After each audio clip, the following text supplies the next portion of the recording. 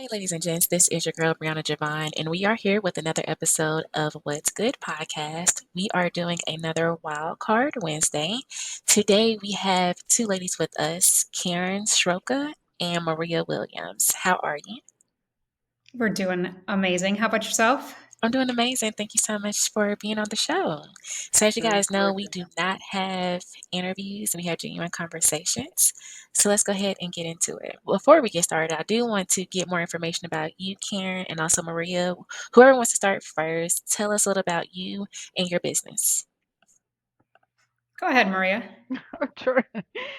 I am a native Colombian. When I came to the US, it was always my dream to join the Navy. I have that opportunity. And at the Navy, for me was that opportunity to see, um, opened doors open.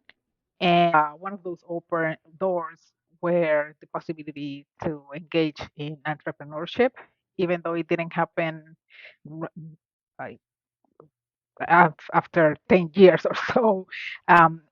It was always that possibility. um, you mentioned that what my business is about. So our business is a consumer packaged good business where we specialize in crafting sugarcane honey sweeteners and also granola cookies and jams. And our product is natural. We work with farmers in Colombia, and we bring the idea is to bring from the farm to the table to the consumers here in the US our products. How about you, Karen? I'm Karen Soroka, and I am the founder and CEO of My Scratch Offs. We are an excitement marketing company and we're an excitement entertainment company, being that we supply custom scratch off cards for businesses and other organizations for events.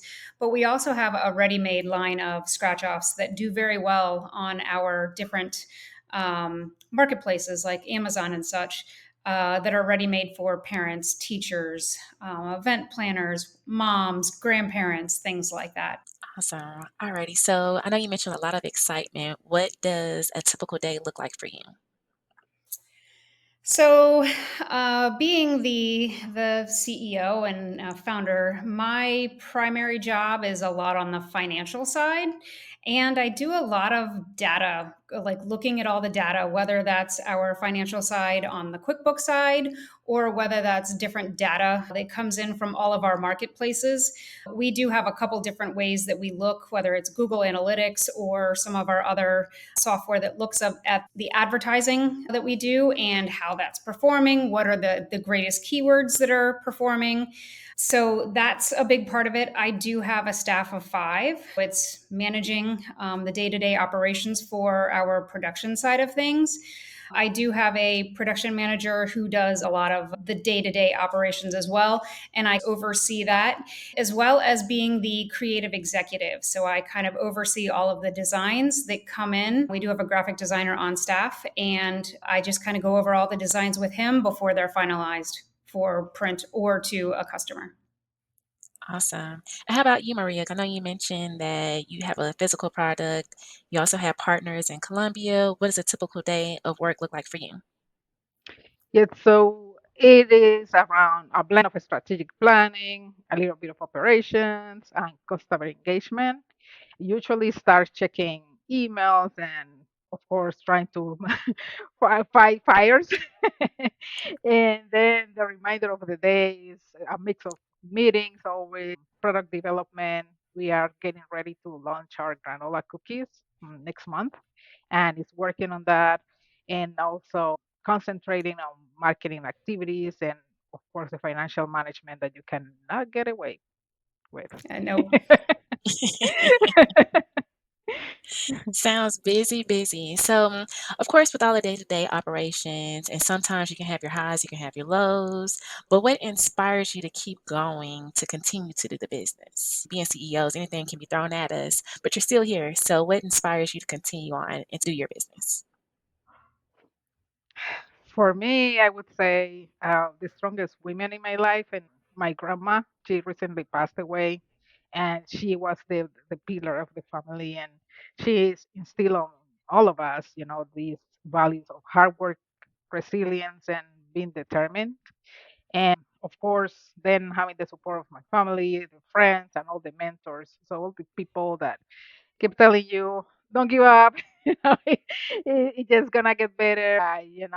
It's all these people pretty much supporting us and seeing the commitment from my sister, from my husband. He's fully committed to this and seeing his resilience and he's the biggest cheerleader. So I would say definitely all this ecosystem of people around me.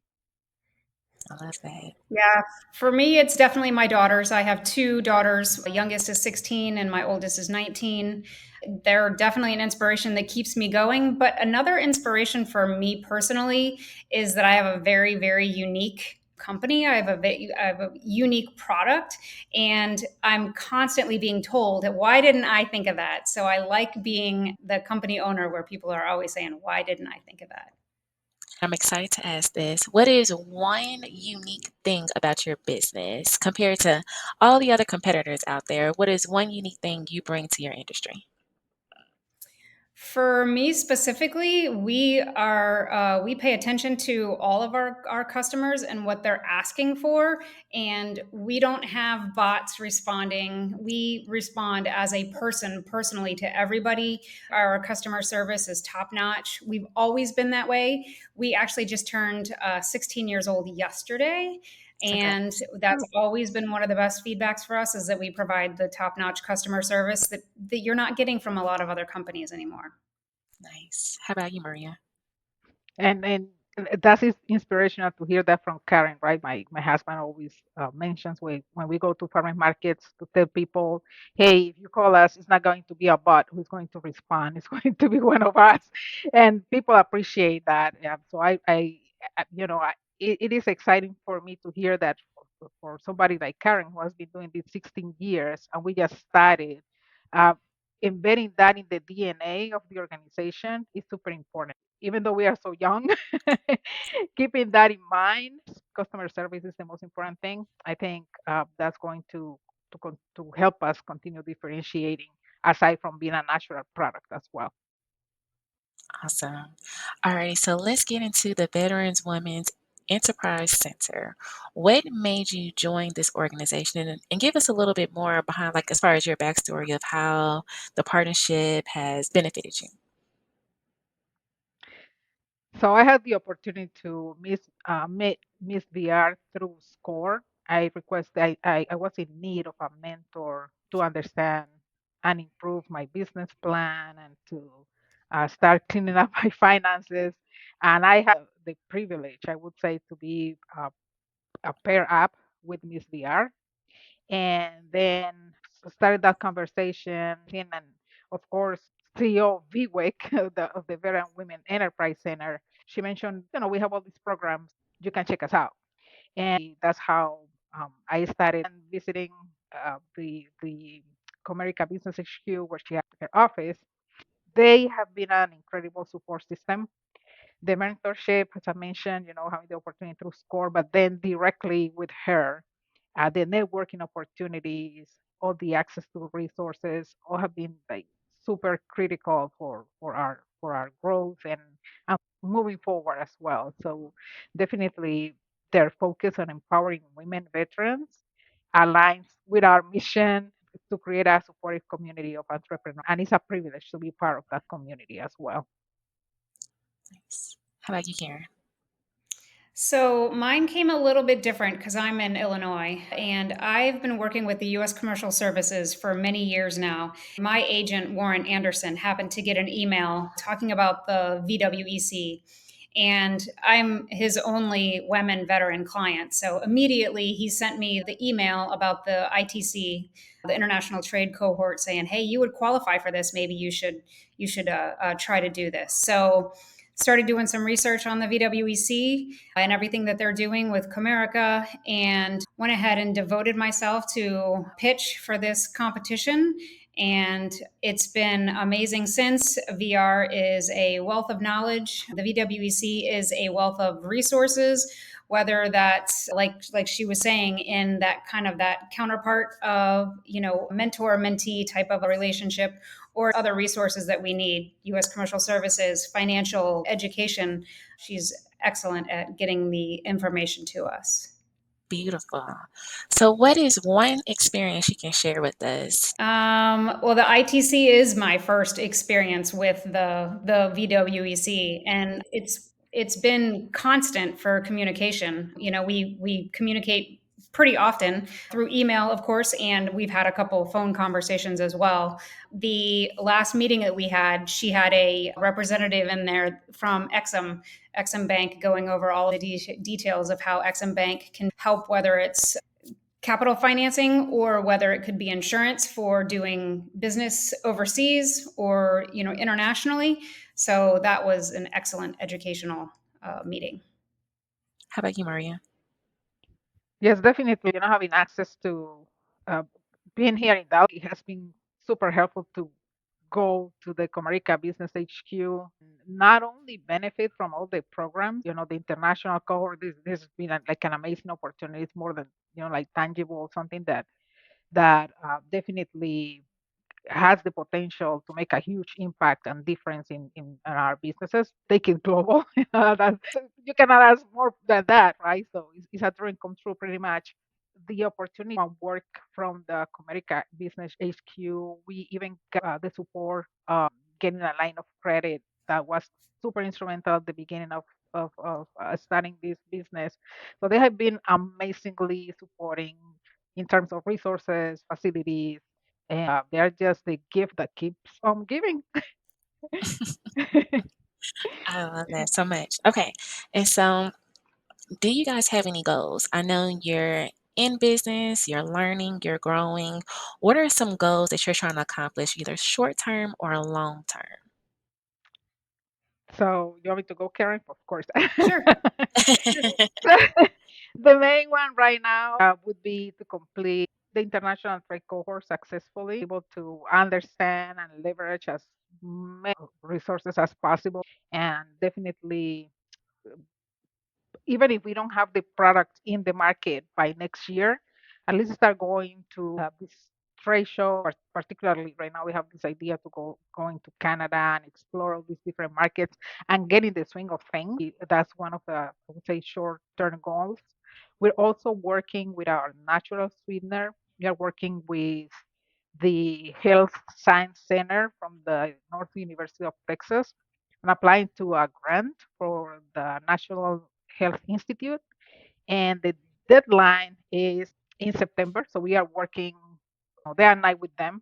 So that's one of the term, long, short-term goals that we have in mind, and that would be a game changer for us, right? If we get studies on our sweetener and how they react in terms of metabolic stuff and the possibility to have it for weight management or diabetes management, that would be one of the biggest highlights. That would be rather short term.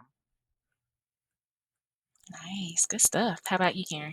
Yeah, for me, my goals are along the same as Maria's. For the short term, invest the time and effort into all the different ways that I can take advantage of this grant and use the funds to grow our international sales. On the slightly short term, but a little bit longer, would be to join the $1 million revenue club by the end of next year. So that is a big goal. But then a little bit longer, within 5 years, we'd like to double our current revenue. Nice. Okay. I love these goals. I gotta figure out mine now. All right. And so, lastly, I want to talk about, because both of you have mentioned, as far as community and networking, people putting you in the right places at the right time. Let's talk about Yeah. networking and what does that mean for you in your journeys, that people have connected you here, people have connected you there. So, let's talk about that, because I do want the listeners to understand how much community and networking really is when it comes to having a business. I've done a lot of networking in my 16 years. I've networked with BNIs. I've networked with different types of chambers of commerce in the area. They've been instrumental in some of the the personal development, not only on a personal side, but like a business development side of things as well. Learning to public speak, perfecting certain things when you're in front of people, ways you can sell. You know, you got to sell yourself first, and ways you can make connections, and the ways you sell your product. Definitely instrumental in where I find myself 16 years later. How about you, Maria?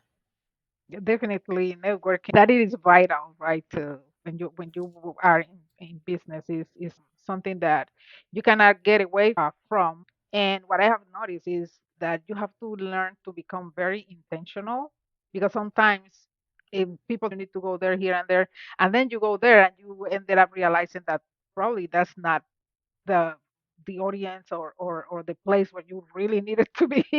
And unfortunately, as like we mentioned, as entrepreneurs, you have limited time, right? You have your limited your time is in very short supply, and you have to really leverage that. And I have learned that sometimes going to certain events to become more intentional in terms of networking for sure, and really paying attention where I'm going and understanding what impact is this event going to have in my business, and what impact can I have on the people that I'm going to to have contact in that particular situation or place. Awesome. All right, ladies. Well, do you think I missed anything? Is there any parting words you want for the guests? Any type of advice? Anything of that nature? Just keep going. You're gonna fail. You're gonna fail probably more than a couple times. You got to learn from those failures. You got to take what's working. You got to make sure you're focusing on what's working. And if it comes to a time that it doesn't work, you got to reconfigure, pivot, and get to what does. I appreciate hearing that, Karen, because sometimes that's one of the biggest hurdles, right? You start getting all this momentum, and it's exciting sometimes, and then you go back home and then you put all your emails together, all the resources together, you start reaching out, and then after a couple months, well, the deal doesn't go through even though it was very promising. It can be really heartbreaking, and it's like how to get up from that situation, learn like Karen mentioned, and keep moving forward and going at it stronger. I love that. Well, you guys, ladies, dropped a lot of gems today, and I really appreciate it. Absolutely. Thanks Uh, for having us on. Yeah, you're thank you so so much. welcome. For sure. Well, I want to thank you, ladies, for coming on and just joining and sharing your stories today. And I want to thank you for everyone that's listening. If you're listening to this morning, noon, evening, or night, thank you and have a good one. And we'll see you guys next time.